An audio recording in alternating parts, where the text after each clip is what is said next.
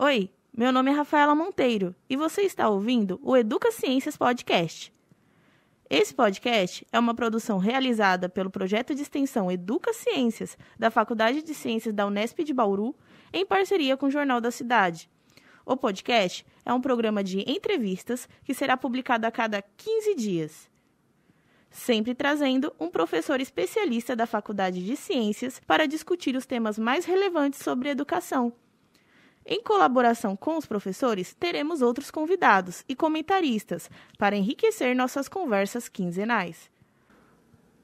Olá, ouvintes, sejam muito bem-vindos. Vamos começar o episódio de hoje agradecendo a presença do professor Aloísio Costa Sampaio, membro do Departamento de Biologia da Unesp. Agradecer a presença da agricultora familiar com certificação em orgânica, a Eneida Muniz. E a presença do Felipe Mendonça, consultor técnico de desenvolvimento agronômico da Coopertip Brasil, de Piracicaba. Sejam muito bem-vindos ao nosso programa de hoje. Como o tema da nossa live, professor, foi controle biológico, né? Eu gostaria que o senhor desse essa introdução para o nosso ouvinte, explicando o que é o controle biológico e no que ele se diferencia do controle com o uso de agrotóxicos. Perfeito. Eu queria agradecer o convite e para falar sobre esse tema extremamente importante, né, para o agronegócio brasileiro que está em crescimento. Então, caro ouvinte, o controle biológico natural ocorre em todo o ecossistema agrícola, em todo o plantio, seja ele de cultura anual, né, soja, milho, algodão, seja numa cultura perene, nós vamos ter ali a ocorrência de pragas. E sobre essas pragas, a atuação de inimigos naturais. São grupos de insetos, patógenos, né, que fazem o controle biológico natural dessas pragas. Lagartas, percevejos, coleópteros, perfeito? O que a ciência, o que a pesquisa desenvolveu para ampliar a eficiência do controle biológico? Ela identificou esses inimigos naturais das pragas e, através de um sistema de criação em grande escala, que nós chamamos de biofábricas, passou a multiplicar esses insetos benéficos, esses inimigos naturais, e comercializá-los como se fosse um insumo químico, mas na realidade é um insumo biológico. Só para vocês terem uma noção, em 2020, o Brasil, através do MAPA, registrou 95 novos produtos biológicos para fazer uso, né, no campo pelos agricultores brasileiros, perfeito?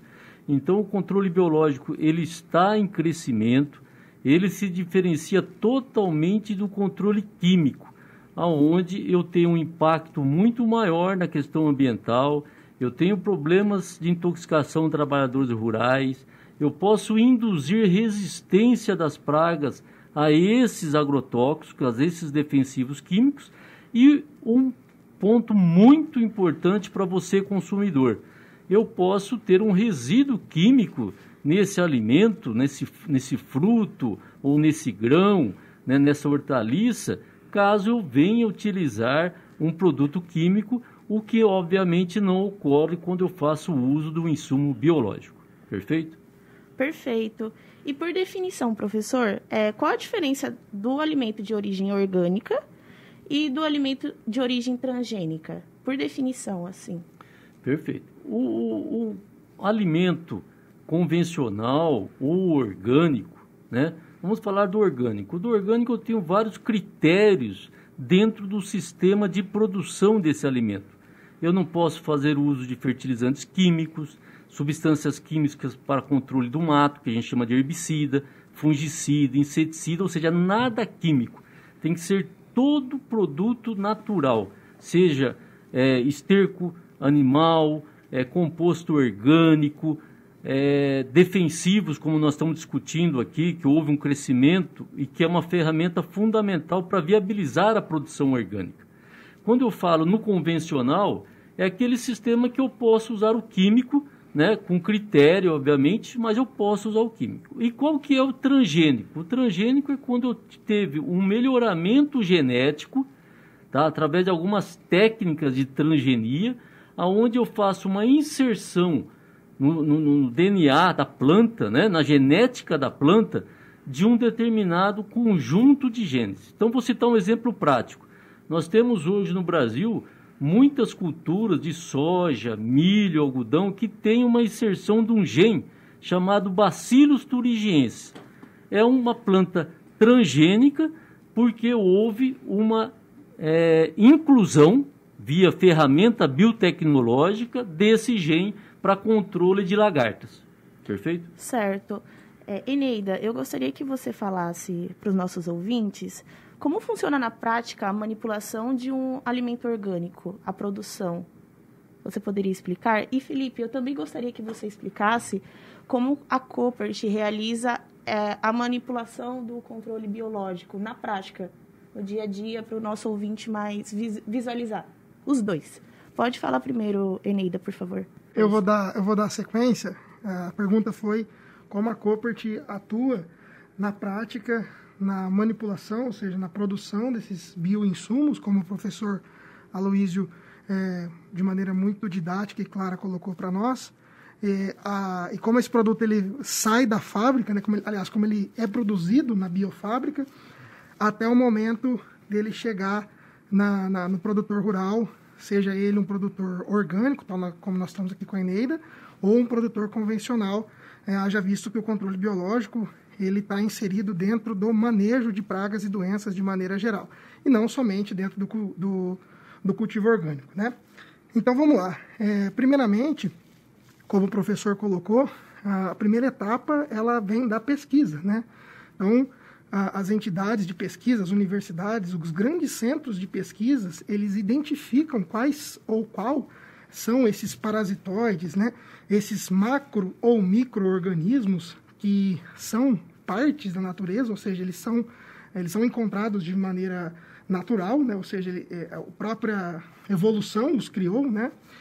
E encontra metodologias fabris, ou seja, modos de produção em larga escala, né? Ou seja, é você pegar uma coisa que está na natureza, trazer para dentro de uma fábrica, encontrar um meio de cultura, né?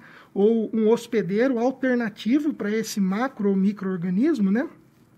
E fazer com que ele saia dali com uma grande viabilidade, né? Então, esse é o primeiro e o segundo processo. O terceiro processo é estabilizar esses macro ou micro-organismos, né? Fazer deste produto um produto profissional que cumpra todas as normas que a Associação Brasileira de Normas Técnicas preconiza, para que esse produto não cause problemas operacionais. Ou seja, quando o produtor chegar e for utilizar esse produto no campo, esse produto não pode causar entupimento de bico, esse produto não pode ter um tempo de prateleira muito curto, ele precisa de um tempo ali, assim, no mínimo de 30 dias, para que o produtor tenha tempo, né, de chegar e encaixar dentro do timing de aplicação dele, que às vezes não é aquele exato momento, e, obviamente, ter tudo isso sem perder a eficácia, porque no final das contas é muito importante que seja sustentável,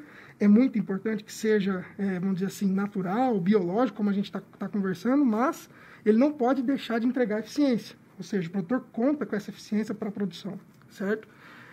E é assim que funciona. Aí, da etapa da produção, formulação e logística, né, tem uma última etapa que é onde entram os comercializadores, os revendedores desse produto. A Koppert, ela firma, então, parcerias a nível Brasil, na verdade. A Koppert do Brasil, ela tem 2 plantas de produção, né, de micro-organismos que compreende os fungos, os vírus, as bactérias. Ela fica em Piracicaba, e a planta que compreende os macro-organismos, que são os predadores e os parasitoides, fica em Charqueada. Depois que eles saem dessa produção, eles são ramificados para os chamados canais de distribuição, que são cooperativas e revendas, e esses sim fazem a distribuição para os produtores, que é o consumidor final deste produto. Certo. Eneida, você poderia explicar como funciona a produção de um alimento orgânico no seu dia a dia?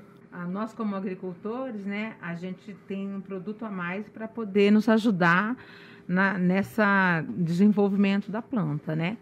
Então, a gente, como tem muita restrição em usar produtos, não pode, né, nenhum produto químico. Então, o biológico vem nos ajudar nessa produção, porque é um processo longo, né, trabalhoso, e quando tem alguma coisa para nos ajudar, consequentemente, a gente consegue produzir em maior quantidade, com um alimento melhor na qualidade. Eu estou me perdida, professor, não consigo falar muito. Tá ótimo. Perfeito.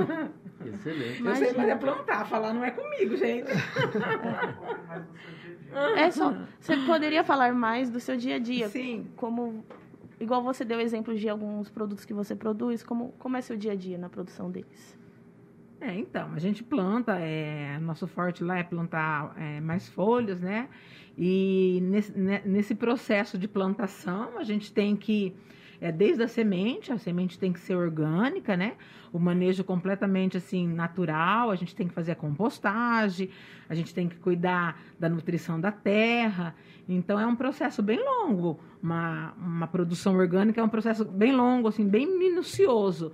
E o agricultor sempre tem que estar com atenção no desenvolvimento da planta, se não tem ataques de praga, de doença. Então, com tudo isso, acaba o sistema orgânico assim, sendo assim, muito bom para a saúde, o alimento é muito bom para a saúde, mas, ao mesmo tempo, a gente, como agricultor, tem que ficar sempre buscando mais informação para ter uma maneira melhor de produção, né? Professor, em questão de dados, a agricultura familiar, ela é forte em Bauru? Há muita? Olha, na região de Bauru, né, e eu estou colocando região porque o perímetro rural de Bauru é pequeno, mas em termos de regional, né, nós temos só na região aqui ao redor de 5, 6 assentamentos rurais, tanto do INCRA como do ITESP, né, Instituto de Terra do Estado de São Paulo. Então, nesses assentamentos, basicamente, todos os lotes são formados por agricultores familiares. Então, nós temos também agricultores familiares tradicionais, né, como é o caso da Eneida, por exemplo, que trabalham diretamente em feiras livres, né? A Eneida, por exemplo, faz feiras todos os dias, praticamente, né? Então, é uma venda direta ao consumidor, perfeito? Então, a agricultura familiar, a estatística nos mostra que, em termos de Brasil, é extremamente relevante, além do que esse agricultor, ele se enquadra, né, num perfil, por ser pequeno, por ter no máximo 2 funcionários registrados, né, ele tem aí um nicho de mercado importante, que é a compra para a merenda escolar, por exemplo. Então, ele é priorizado para que as administrações municipais adquiram esse alimento. Então, é algo extremamente importante do ponto de vista social, né? Se você considerar Brasil como um todo, né? Eles têm uma linha de crédito subsidiado, que é o Pronaf, que é exatamente para você dar uma alavancagem, né? Dar uma sustentabilidade para esse agricultor familiar. Porque a dificuldade da agricultura familiar, muitas vezes, é o recurso. Você tem, às vezes, a posse da terra, você tem a mão de obra familiar, mas falta 2 pontos fundamentais, que é o recurso financeiro e principalmente isso que nós estamos conversando aqui, que é a comunicação, que é a transferência de tecnologia, né? Por quê? Porque o sistema orgânico, isso é muito importante, é o top da tecnologia. É ilusão achar que o sistema orgânico é o mais simples, é o mais fácil, é o contrário. O sistema orgânico é o mais complexo, porque eu tenho uma restrição muito grande de produtos para controle de pragas e doenças, de plantas daninhas, de manejo, né? Então, quando eu acompanho, né, uma propriedade rural que trabalha no sistema orgânico certificado, eu tiro o chapéu porque eu sei a dificuldade que é em produzir, né, esse alimento, perfeito? Eneida, você passou por algumas dessas dificuldades que o professor falou quando você começou a trabalhar com a produção orgânica? Sim, passei por bastante dificuldade. No começo, né, quando eu comecei a plantar orgânico, falei, vou plantar orgânico porque vamos para agregar valor, vamos ganhar mais dinheiro, vamos plantar orgânico. Mas daí, com o passar do tempo, eu fui vendo, tive grande dificuldade. Várias vezes pensei em parar porque eu não tinha, né, conhecimento. Mas aí fui, né, devagarzinho plantando. Aí hoje a gente consegue ver, né, o quanto a gente conseguiu evoluir, aprender, porque a dificuldade foram bastantes, né? E com o passar do tempo, tinha mais ferramenta para poder ajudar a gente nessa produção. E hoje a gente pode ver que muita coisa mudou, né? Melhorou, né? Tem muito que melhorar, porque a gente passa assim, tem hora por certas situações que não sabe o que fazer. Mas a gente, como tem um pouco de prática, né, na terra, plantando, a gente sempre está pedindo para o professor Aloysio, alguém sempre para ajudar, sempre auxilia a gente, que é muito importante, né, o auxílio de pessoas que entendem mais que a gente para nos ajudar, que a gente sabe muito bem plantar. Mas na hora que aparecem as pragas, as doenças, acontece algum problema no desenvolvimento da planta, você fica perdido. E tendo sempre alguém para orientar, eu posso dizer que hoje, assim, eu fico muito contente de ver minha horta, consigo ter uma produção boa, né? Uma verdura bonita, aquela realidade de que orgânico é bichadinho, feio, a gente não tem mais isso. Hoje o orgânico é bonito, é grande, né? Suculento, é gostoso, saboroso, e a gente fica muito feliz com isso. Felipe, quando você estava explicando sobre a produção da Koppert, eu fiquei curiosa num aspecto da sustentabilidade. Como a Koppert consegue garantir que o controle biológico produzido não afete o meio ambiente? Porque você falou bastante sobre pegar membros já existentes na natureza, fazer pesquisa e estudos com base nisso. Como vocês conseguem garantir que isso não vai afetar ou desequilibrar a natureza, de certa forma? Muito interessante essa pergunta, e ela é de um nível super técnico, super científico. Talvez o professor Aloysio até consiga me ajudar, a gente faz um bate-bola aqui. Mas, na verdade, o que acontece é basicamente o seguinte: dentro da natureza existem nichos biológicos, certo? E esses nichos, como o nome já fala, eles precisam de ocupação.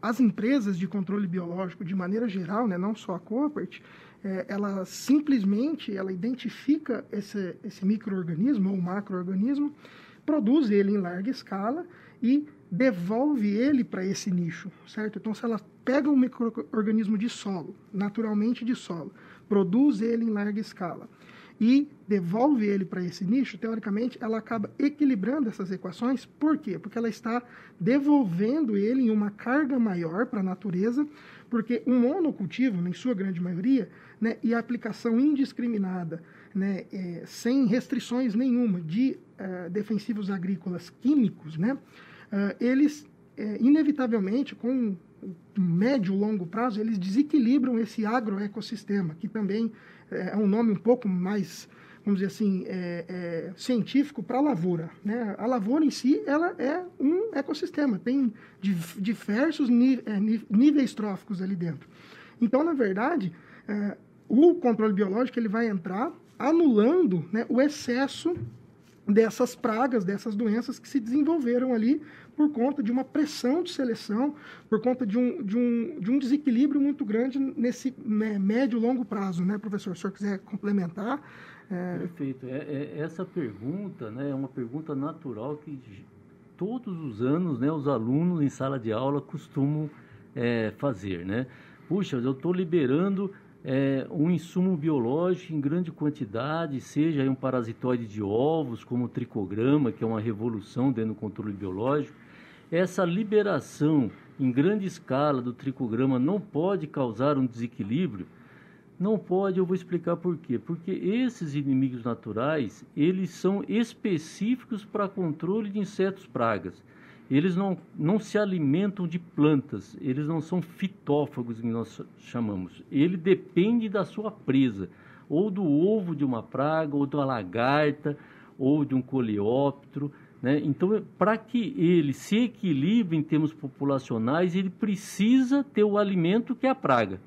A partir do momento que você tem a redução da população da praga, que é o que nós esperamos e queremos, naturalmente essa população desse inimigo natural que está nesse ecossistema, né, que o Felipe mencionou, ele é automaticamente reduzido.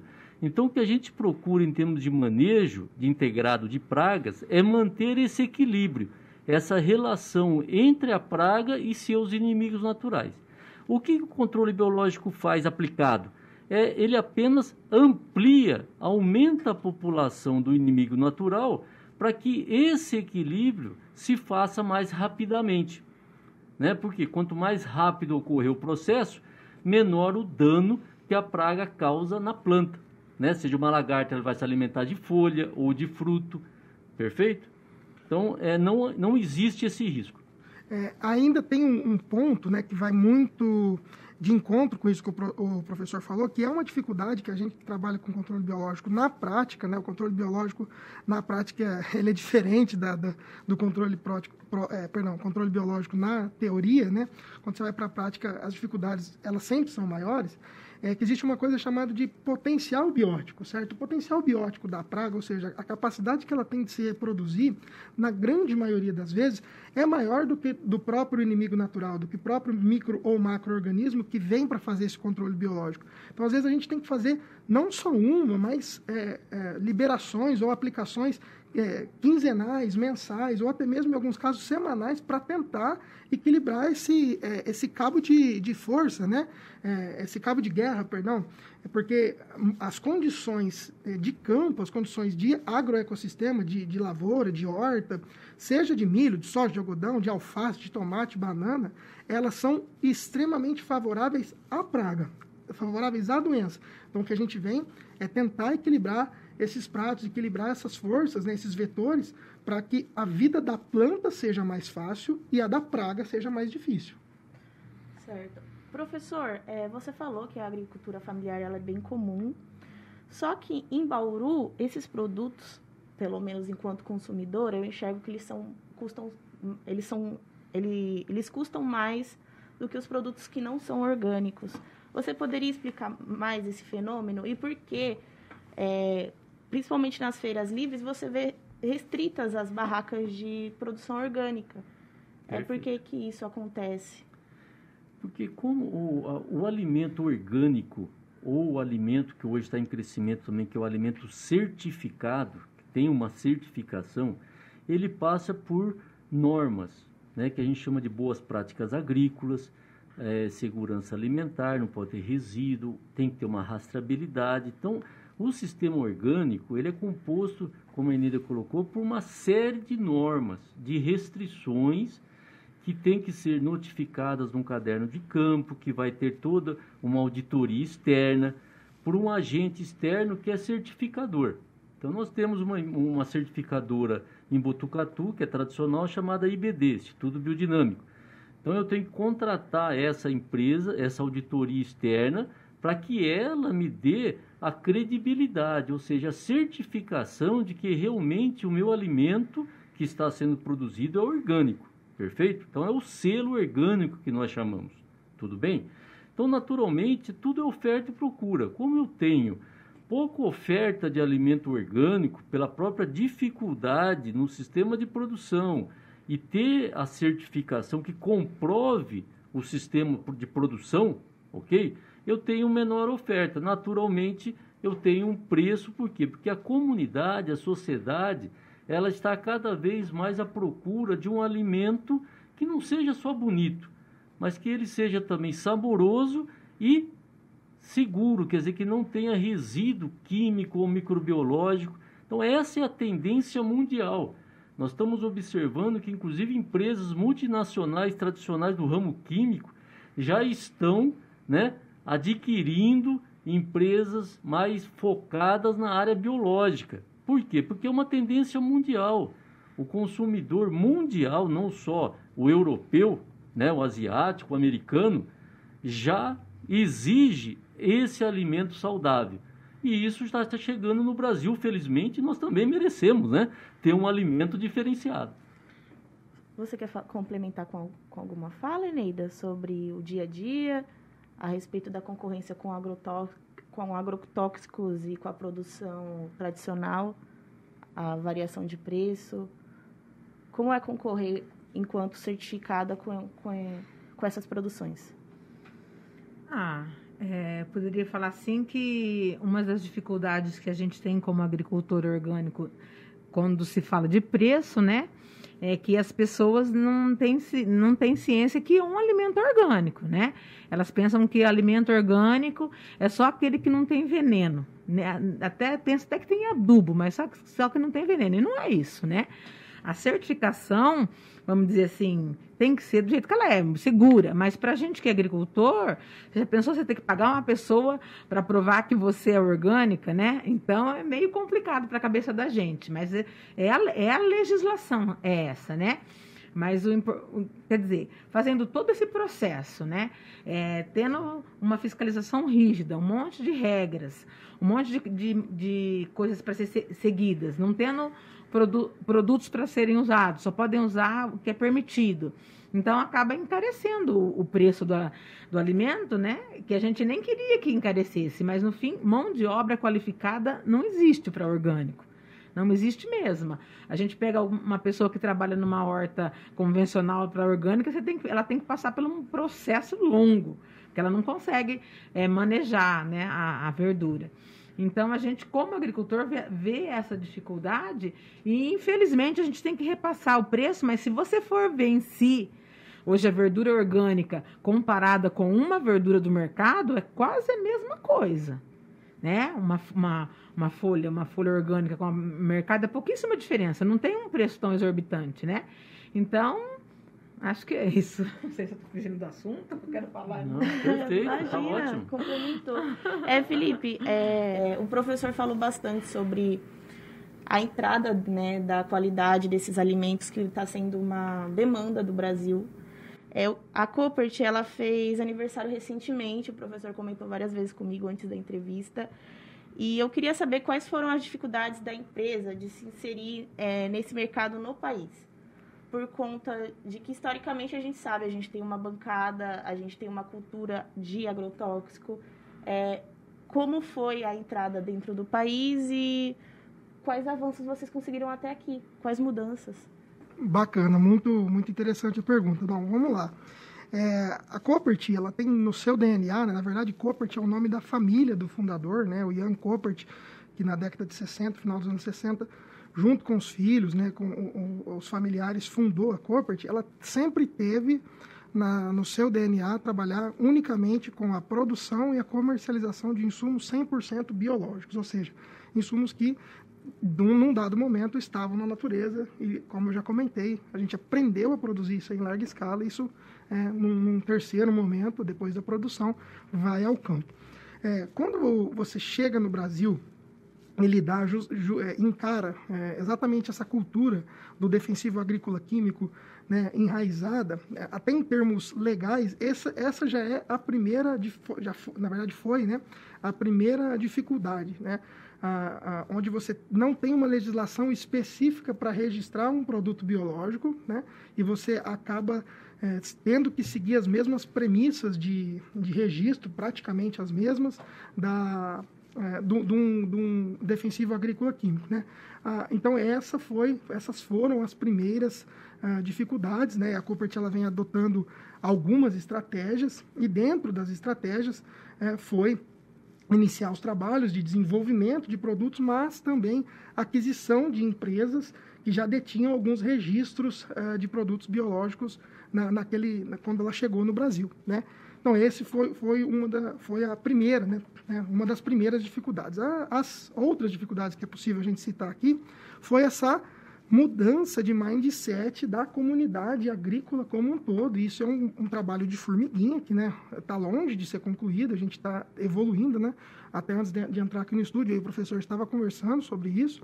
É um trabalho contínuo, né? Que é a própria comunidade científica, as entidades formadoras de opinião, os consultores, né? As pessoas que estão no campo transferindo tecnologia da pesquisa, da indústria para o produtor rural, abraçarem essa causa, né? E entenderem que o controle biológico hoje ele é uma coisa profissional, certo? É uma coisa que tem um monte de investimento, de pesquisa, né, por trás, e que está levando uma coisa, além de sustentável, extremamente eficaz, né, para o produtor. Então, essa foi uma coisa que isso a gente já quebrou algumas barreiras, mas há muito do que se construir ainda, né? E num terceiro ponto que a gente pode citar aqui, seria a própria resistência que os produtores tinham devido a experiências frustradas, experiências não positivas que existiram no começo do controle biológico, né? todo começo é muito difícil para tudo, né? A Eneida citou aqui que o começo foi difícil, o começo da carreira da gente é difícil, o começo da vida adulta é difícil. Toda novidade ela traz consigo um certo grau de dificuldade, né? Então, existiram problemas no passado, né, que causavam problemas operacionais. Então, você pega um produtor lá, uma usina de cana-de-açúcar que comprou uma grande quantidade de produto, aí deu um problema operacional, né, de entupimento, né, ou outros problemas em si, ela ficava com aquele pé atrás. E aí, como as coisas foram evoluindo, né, e algumas empresas do setor, a Koppert com certeza é uma delas, investiu nessa questão de melhoria desses produtos no que diz respeito à praticidade, né, com esses produtos no campo, existia, de certa forma, um receio dos produtores utilizar, e aí eu estou citando aqui agora, estou me referindo mais àqueles produtores convencionais, que esses sim tinham a alternativa de usar um produto químico, né, ou outro produto que seja, e aí ele ficava com aquele pé atrás. E isso foi um outro paradigma a ser quebrado, muitos dias de campo, feiras agronômicas, demonstrações técnicas, científicas, levar esses produtores para dentro da fábrica, para dentro da empresa, para entender o nível de profissionalidade que está envolvido hoje na produção e comercialização de um insumo biológico. Professor, como o Felipe falou, é um trabalho muito árduo, né? Você enfiar a ideia na cabeça das pessoas. Eu queria saber se há pesquisas do seu conhecimento que explicam como as indústrias químicas elas olham para o controle biológico hoje em dia. É cômodo a produção de agrotóxico, historicamente falando, né? E aí eu queria que o senhor explicasse. Perfeito. Tradicionalmente, né, décadas de 70, 80 até 90, nós tínhamos ainda conceitos, né, da própria formação universitária que priorizava o uso de insumos mais modernos, né, os fertilizantes químicos, os defensivos agrícolas, que é todo esse histórico, como foi mencionado, que está arraigado, né, na agricultura brasileira. Nós estamos observando, né, principalmente de 20 anos para cá, um crescimento muito grande de outras filosofias de manejo integrado de pragas. O que é o manejo integrado de pragas? É utilizar toda a tecnologia disponível, fazendo-a de maneira integrada, para reduzir exatamente o uso de defensivos agrícolas. Por quê? Porque o defensivo agrícola, ele agride o meio ambiente, já mencionei, ele causa intoxicação do trabalho rural, ele pode deixar resíduo no alimento, né? Então, a filosofia mudou. Espera um pouquinho, nós temos que ter mais sustentabilidade. Muitos agricultores utilizaram de maneira contínua o defensivo agrícola e a praga adquiriu resistência a esse princípio ativo, né? Então, a sociedade, né, e a comunidade é que manda no mercado. Quem manda é o consumidor. Então, ele está mais exigente.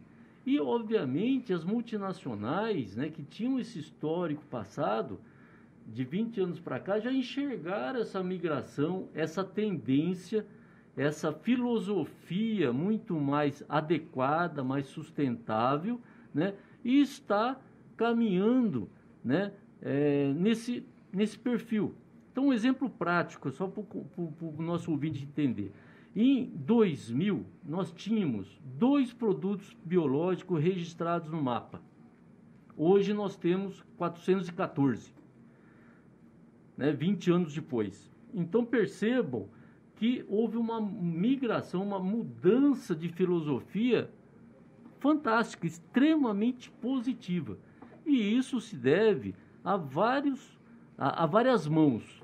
É a mão da FAPESP, que é uma fundação de incentivo à pesquisa, né, Fundo de Amparo à Pesquisa do Estado de São Paulo, a FAPESP, as universidades, seja Unesp, USP, Unicamp, né, nós temos várias, Embrapa, né, o Ministério da Agricultura também, né, está um pouco mais flexível em termos dessas exigências que a legislação impõe de maneira similar ao químico, né? Como foi muito bem colocado pelo Felipe. Então, somando-se tudo isso, né? Além do que, para que se eu consiga, o Brasil é um grande exportador de alimentos, né?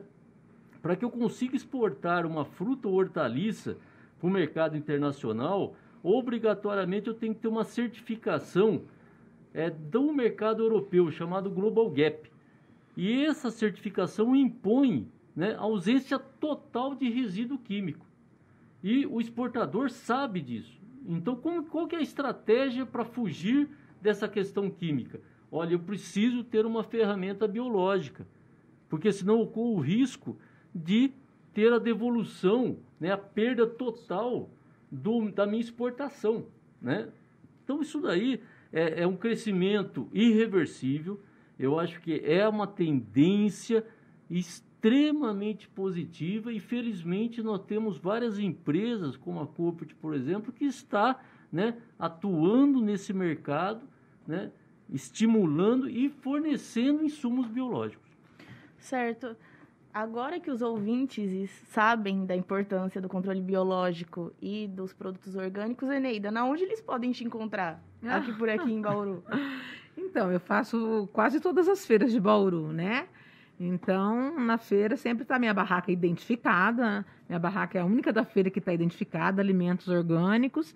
E aonde você vê uma barraca falando isso é a minha.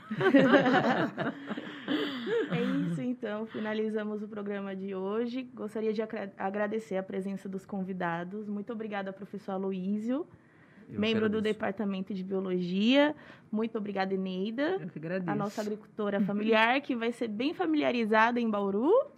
E muito obrigado, Felipe Mendonça, da Koppert Brasil, famoso, pela colaboração para o nosso programa de hoje. Muito obrigada.